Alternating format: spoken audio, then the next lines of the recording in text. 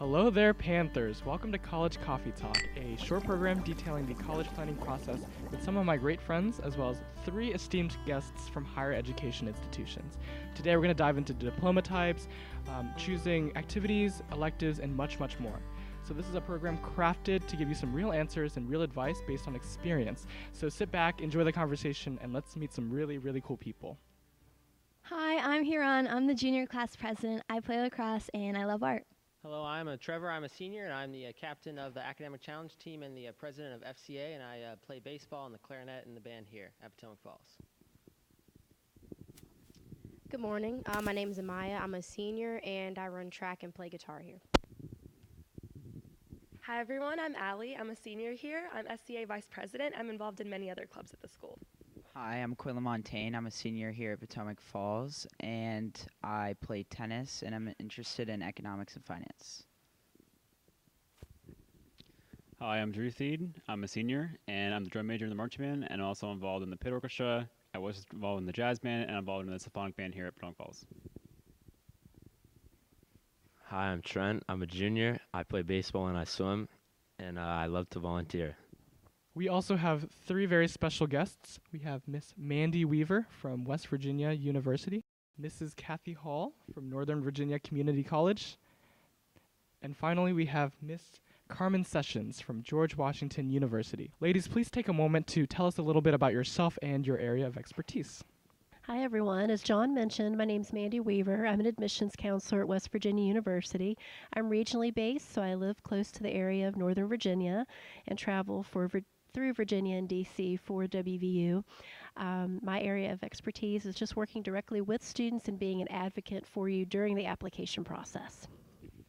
Hi, I'm Cathy Hall. I'm the high school outreach coordinator for the Loudoun campus of Nova. I've been with Nova for over 6 years, and I've been in higher education admissions and enrollment for over 13. So I'm your one-stop shop for Nova. From trying to decide if it's the right place to be through the admissions and enrollment process. I am a financial aid expert, so you may have seen me at Financial Aid Night, and I would be happy to help you with your FAFSA. Hello, everyone. I'm Carmen Session with the George Washington University, specifically School of Medicine and Health Sciences. I've been there for almost 4 years, been at GW for 13, and my specialty is working with students. I've been in higher ed for close to 22 years, and so this is my passion and my love. So I am really excited to impart knowledge and make sure students know which way to go, which classes to take when they're interested in going into medicine or health sciences. All right, thank you so much. We're going to start with today's hot topics. So there are so many different courses offered here at Potomac Falls. Students, how did you know which courses to take? Start with Trevor. Yeah, thank you, John. You know, it may seem overwhelming when you're trying to select courses for the following school year. Honors, AP, DE, there are so many different classes, it can be hard to know which one is right for you.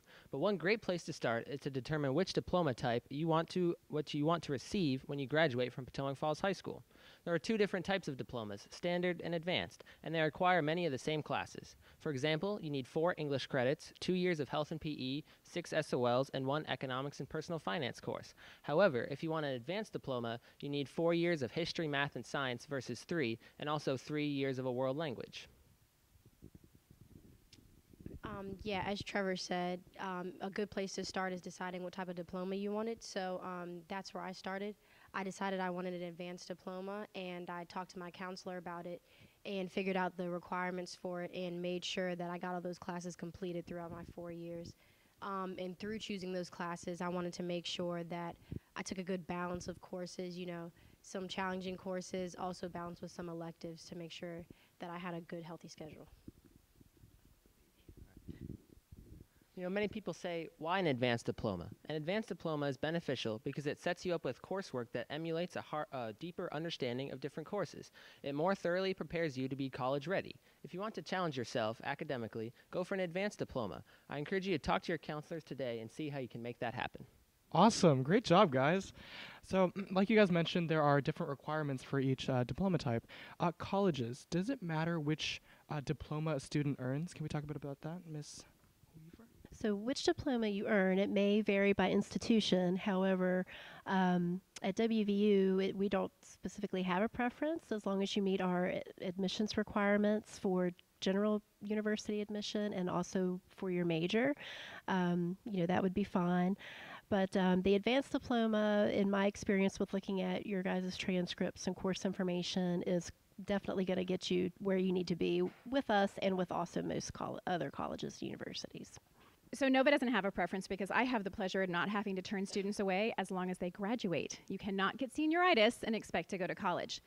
I do a lot of discussions with other colleges and universities, and what I hear a lot of them say is that they'll compare you standard diploma against other standard diploma students from your high school, or your advanced diploma students with other advanced diploma students from your high school. So you'd be compared against other Pot Falls students. What I think is really the most important thing is that you graduate high school. You've got to figure out which diploma type meets your needs and which is best for you, not worrying about what your peers are doing, because if it means the difference between finishing or not finishing, graduating or not graduating, a standard diploma is just as acceptable as an advanced diploma because it's a high school diploma. So it comes down to really figuring out what's best for you and what's going to allow you to progress and successfully complete high school. Very interesting. Thank you. Now, students, AP and dual enrollment courses are wonderful opportunities for you to gain some college-level skills and even credits while in high school. So how did you guys figure out which courses to take? Did you listen to your teacher recommendations or your counselor advice or maybe even parental suggestions? What did you guys do? Huron? First, I would say to always challenge yourself. I always tried to challenge myself. I would never say, like, try and take the easy way out. What's the easiest way? Take classes that challenge you so that you could see what you do or don't want to do. I would also say talk to your counselor, and also older students can really, really help. I know I've talked to Allie, I've talked to John, I've talked to a lot of you, and you guys always give me advice and like give me what like teachers expect and like what the expectations of different classes are. And talking also, if you ever have older siblings and parents, I mean, they've been through it too, and they can definitely help you time manage with these hard classes that you may want to take. And sometimes when you take a class, you may end up not liking it, and maybe that's what you don't want to do in the future. But if you do like it, maybe that hints at what you want to do, so it can really help to take those hard classes. So personally, I think determining class rigor is more based on the schools you're applying to. It seems like colleges these days are much more interested in class rigor than your GPA. So it's extremely important to look at the colleges you're applying to and match their rigor requirements. But of course, this is all dependent on many factors. So perhaps if you wanted to go to Nova and wanted to save money, then harder classes may not be the best option because, as she mentioned, graduating is the most important thing for Nova. So perhaps you wouldn't want to risk flunking a class. So in regards to these classes, what do your schools look for? Okay, so in regard to the courses that institutions are looking for, again, it's going to vary by institution that you're applying to. I believe a lot of schools definitely like to see AP, or dual enrollment classes are more popular and a great option now. You could have a mixture of both if that's what you wanted to pursue. However, it will depend on the institution that you're applying to.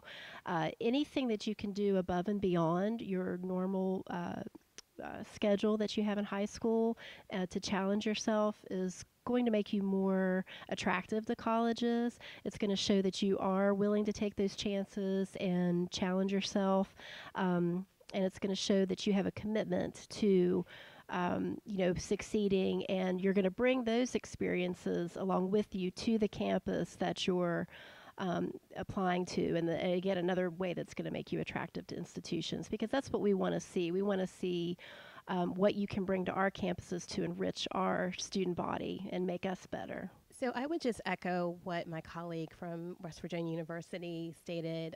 Each institution is going to be different, and particularly each school under the university umbrella is going to look for different things. So it's very important for you to look at what you want to study, what you want to major in. Specifically for School of Medicine and Health Sciences, where I am, we obviously want science classes, and we want you to do well in them. And you also have to look at what your end goal is. And so if your end goal is medical school or PA or PT or whatever the case may be, start challenging yourself now so you can understand the rigors, because it's only going to get harder. And so the more you do now to focus and challenge, and look at what you want to do kind of further down the line, that's really going to help you. But again, every institution is different. Every school under the university umbrella is different. So obviously do your research and see what students are taking, what the transfer is looking like when it's time for you to go to those specific institutions and majors. And so I would strongly encourage you to do that. So a couple of things I want you guys to remember. If you're taking an AP class, plan to take the AP exam. What's the point of taking college level coursework if you're not earning college credits? And the only way to earn college credits with AP is to score well on the exam. NOVA accepts 3s, 4s, and 5s, but most institutions, most universities want to see 4s and 5s, and some will only accept 5s. I've worked with students who've taken AP classes and never took the AP exam. Why put yourself through that rigor if you're not going to get the benefit out of it? And if you're taking dual enrollment, whether it's through NOVA or through another university, because I know there's multiple schools that are offering it, those credits will be on your college transcript. That is your college GPA that is starting in high school. So if you don't take it seriously, maybe consider, like Quinn said, maybe don't take the class, because those credits will affect your GPA when you get to other universities as well. So it's absolutely critical that you guys meet with your counselors, right? So keeping in mind the counselor suggestions, how often have you guys been seeing your counselors, and when did you learn like the ongoing importance of these interactions? Drew?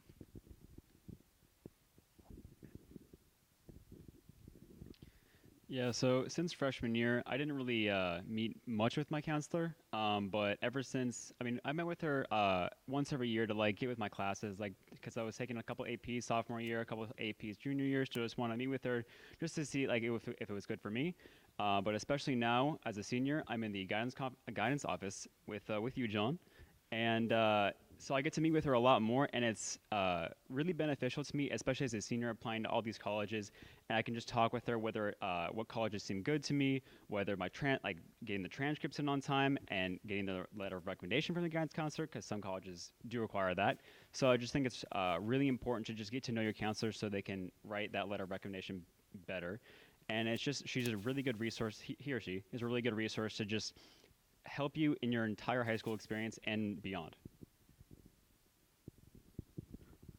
Like Drew, I've been to my counselor about 2 or 3 times since my freshman year, and I actually learned about these ongoing interactions since freshman year.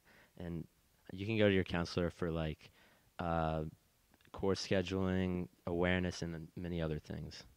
All right, so for upperclassmen out there, you guys, the counseling department is the place to start discussing for college. So speaking of which, when should students start looking into your institutions and start going on these visits? Yeah, so it's never too early to visit college campuses. We have students just about from every age level that come to our campus and visit. I think maybe one of the best times, though, is to start in your junior year. So juniors, springtime is a good time to come see us around spring break. I know specifically at WVU we do what are called junior preview days organized around that week, and they're special tours designed just for our junior students going to be rising seniors. And so that's a great opportunity, and then it's a good way to get your feet wet. And then maybe if you decide to come back early in the fall, there's usually just some senior focused open houses that we have in the fall. I recommend we are open over the summer. A lot of visitor centers in different college campuses are open over the summer, and a lot do have summer sessions, so you'll see students. But I recommend if you want to get that true college experience and visit experience, come when normal semesters are in session, because that's when you're going to see the students out and about, switching classes, finding their way around campus. So definitely come when it's a regular class time and during the week, Monday through Friday, if it's possible for you. Again, I would just echo everything that Ms. Weaver said. And I'm just going to speak in general terms because School of Medicine, Health Sciences, you don't necessarily have to come and do a visit, but just generally speaking, whether it's GW or anywhere, certainly come and visit, see if you can go and see a dormitory, see if you can eat the food. You're going to be there for 4 years. You're going to want to know if you can tolerate their food. It's very important. And the dorms, you want to look and see the distance. People that want to go to very large institutions in their head once they get on campus and they have an 8 o'clock class and their dorm is on one end of the campus and you have to get clear on the other side, you want to time that. You want to see if you actually can do that. And not only should you visit, when school is in session, you should also visit when it's cold outside. Because if you're going to an institution where it has 4 seasons, like anywhere in Virginia, the DC metro area, or up and down the East Coast, how are you going to fare? Is this where you want to be? And so looking at the college experience in its totality is very important. The last thing I would suggest is see if you can sit in on a class. You guys are in classes that are relatively small, 20 to 27 students, something like that.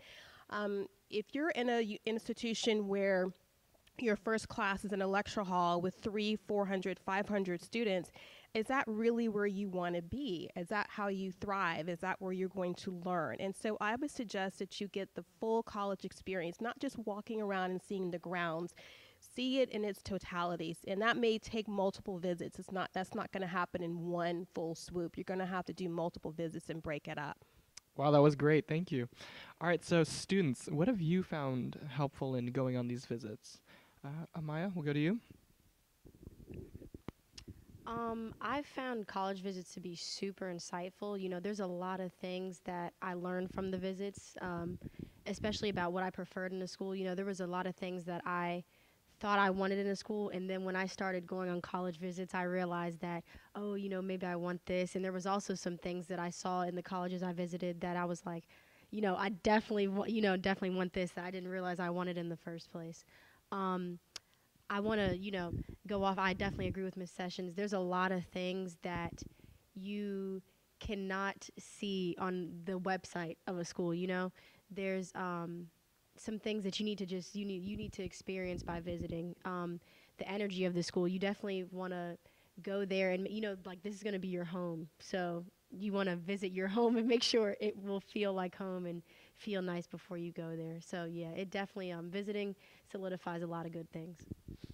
Yeah, definitely going off what Amaya said. I mean, you just gotta get a feel for the school, because if you don't go there and if you apply there, you want to go in there, it's again, you only can see a few things off the website, and just getting the atmosphere, the aesthetic for the school, sometimes you might not like it. Because example, I earlier in my high school career, I thought Virginia Tech was awesome. I thought it was my first choice, but I visited there, and it didn't really fit with me. And I found that other schools did fit with me, and I felt like going on those college visits really helped me know what I want in a college.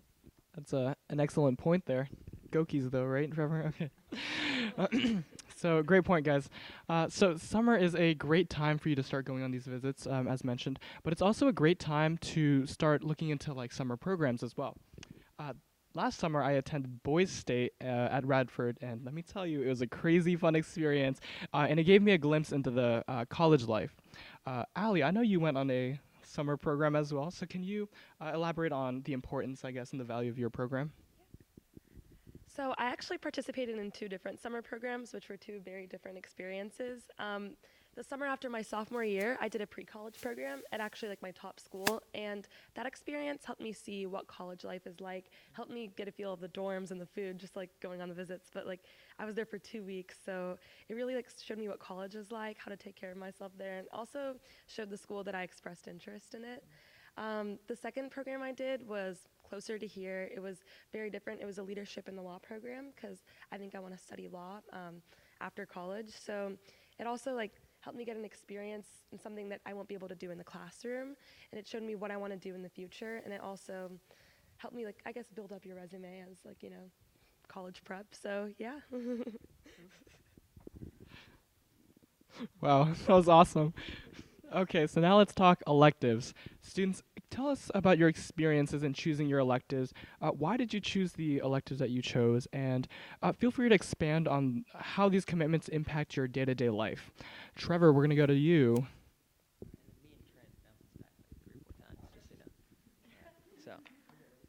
I've been a part of the band program here during my 4 years of high school. I chose to pursue a high school band as a continuation of my interests from middle school. For me, music was cool, and the opportunity to work with 40 other musicians to produce quality music was a chance I could not pass up. I knew I wanted to get into business, so I talked to my counselor about my interests, and she told me I should start with Intro to Business and Marketing for my freshman year. And in addition, I chose to take Aerospace 1 this year as an elective. Why? Because it interests me. I would encourage you guys to choose electives based on what you're interested in. They're electives. You get to elect what you want to do. It's a great way to discover what you love or don't love to do, and affords you the classroom environment where you can explore your interests, master them, and decide if you want to pursue them in college and career. Like I said when I introduced myself, I'm on the baseball and swim team, and so extracurriculars are a good way to get into things. They help with managing your time, and they also let you meet many new friends. Everyone should be a part of some type of club or activity. While the time commitments may be strenuous on some days, the relationships you build through extracurriculars with people who share the same interests and passions as you are worth every 8 a.m. morning and couple of hours after school. For me personally, coming from a private school, clubs were a great outlet for me to step out of my comfort zone, find new friends with common interests, and establish relationships that could be fostered both in and out of the classroom. Thank you so much, guys. Okay, so now we're going to transition into learning about programs offered at our represented colleges. So Ms. Sessions, can you please tell us in preparing for the Bachelor of Science in Health Sciences program at George Washington University? So specifically in the School of Medicine Health Sciences, GW has several options for students who are interested in pursuing a degree that could potentially be a stepping stone to medical school or an alternative to medical school. So we have a degree in medical laboratory sciences, clinical research administration, biomedical informatics, and these programs help students kind of think outside the box. Students who are interested in careers in medicine and health sciences think there's only one way to get from point A to point B. And so what we try to do is give a variety of options to say, hey, you don't have to major in biology if you want to be in health sciences. You can major in alternative degrees that will help you expose you to a different career. And so, for instance, medical laboratory sciences, you study the causation of diseases. So you're working in a lab, you're figuring out, is this sickle cell, is this cancer, and you're working in tandem with doctors.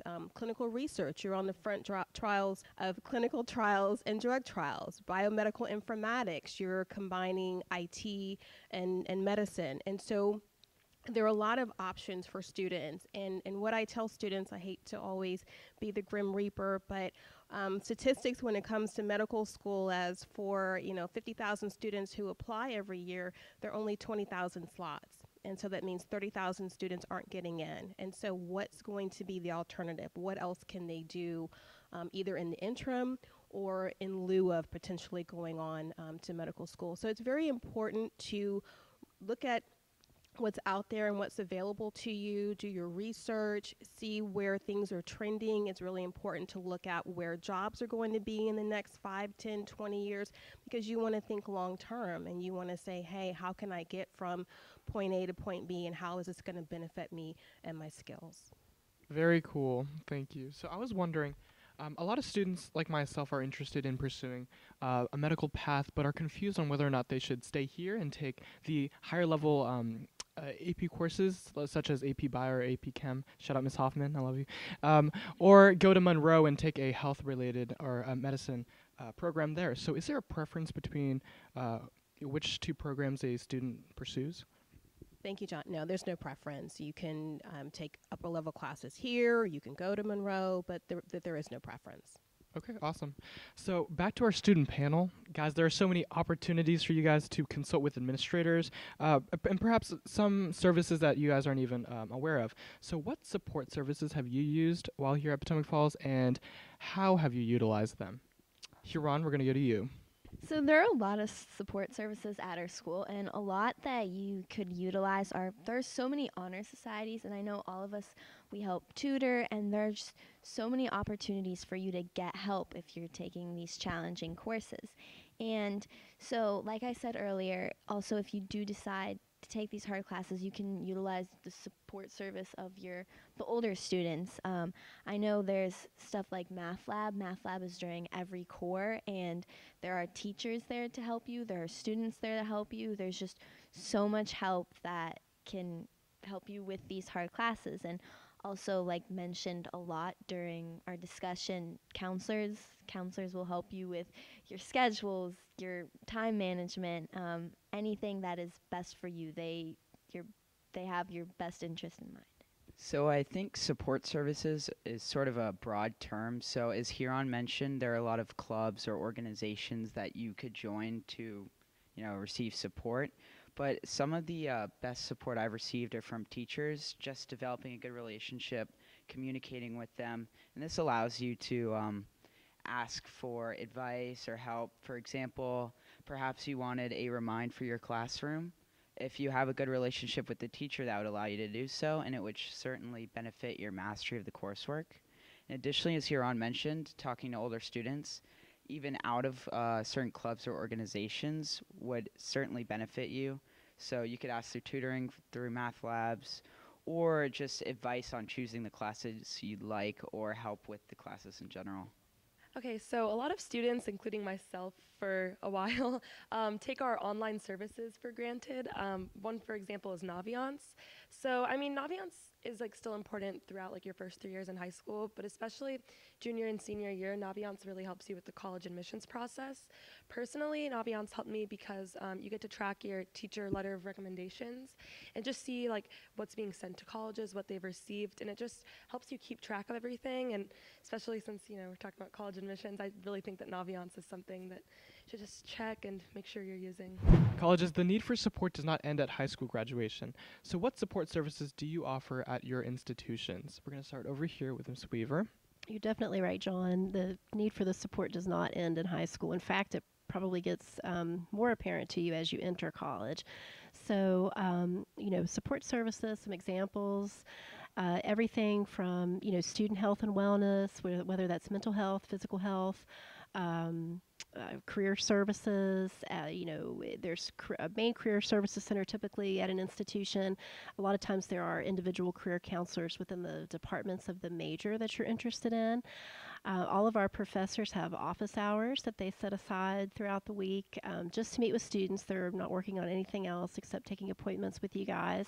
So there's support there, again, from your teachers at the higher ed level as well. There's support pretty much at every level of your life as a college student. So even within the residence hall, you're going to need lots of support there, transitioning from high school to college, being away from home, living. Maybe this is the first time you've had a roommate. If you have your own bedroom, then now you got a roommate for the most part, freshman year. So you may need some help with that. You may need some assistance from your RA, who is an upper class student, who's already been through that experience and can help you, or your residence hall coordinators who are staff members. They do a lot of workshops and programming throughout the year just within the residence hall. It's called residential education. So there's a lot of support there. But really, anything that you need, learning centers, free tutoring.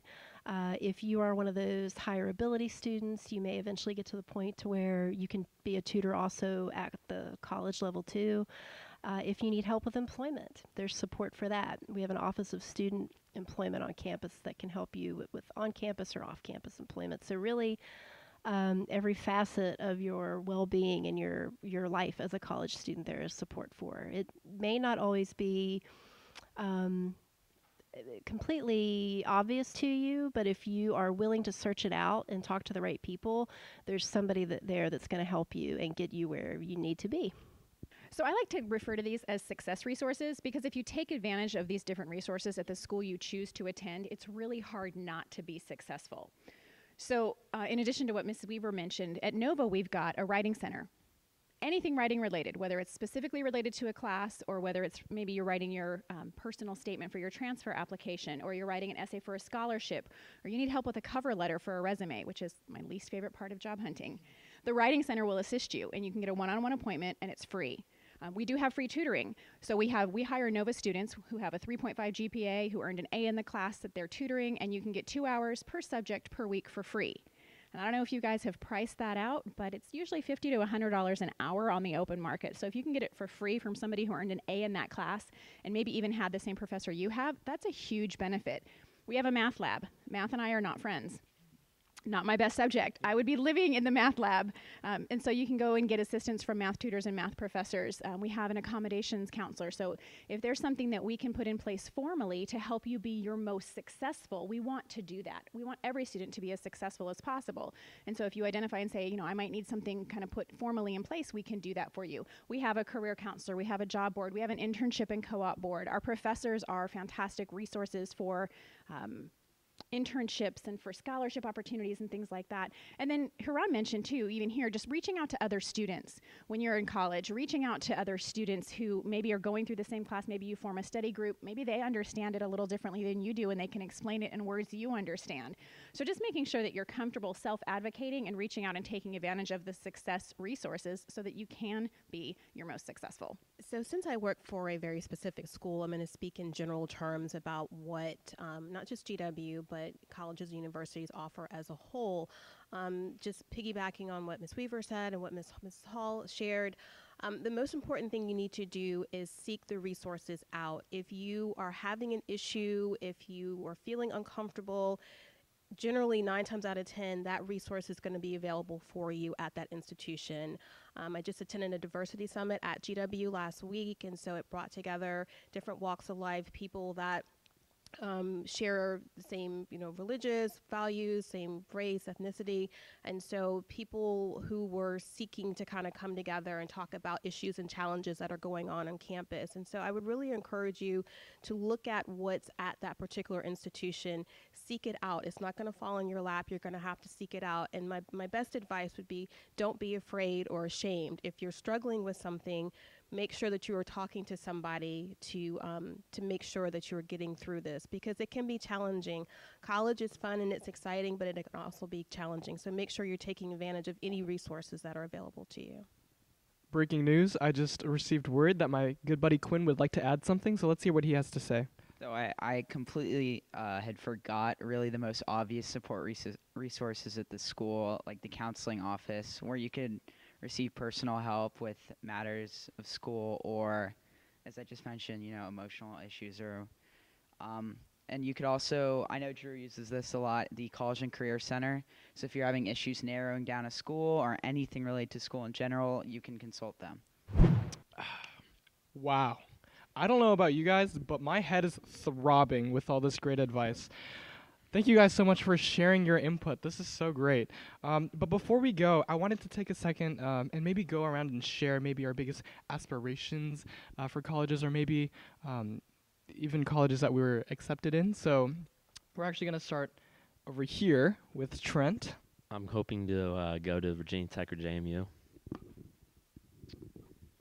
I just got in Colorado School of Mines in Golden, Colorado a few weeks ago. And I'm just hoping to get into some more selective colleges like Michigan in Ann Arbor, Vanderbilt University in Nashville, something along those lines. Kind of less interesting. I'm only really applying to state colleges, so I'm hoping VT or UVA. Wow, hey, that's interesting, because I'm also applying to UVA and VTech, so Gokis, and let's see how that shakes out. I actually just got into the University of Pittsburgh, and I'm I'm waiting to hear back from a couple of other schools, including Brown University and in Providence, Rhode Island, and Northeastern in Boston. Oh, really? Okay.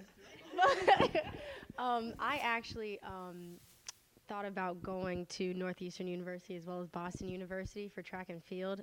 I just recently committed to the College of William & Mary, so I'll be going there for track. All right. I'm interested in studying engineering, so I've applied to colleges like Virginia Tech, Georgia Tech, Purdue, Penn State, and I've been accepted so far into Iowa State, so we'll see what the future brings for that, but love engineering. I really want to go to UVA, and also I do want to go to Michigan as well, just because I was born there, so. All right, so that wraps us up. One last time, I'd like to thank you guys so much for sharing your experiences, your advice, and your input. I feel like conversations like this really get people excited for the college planning process, so I hope you're excited and I hope you're ready to take it on. Have a great day.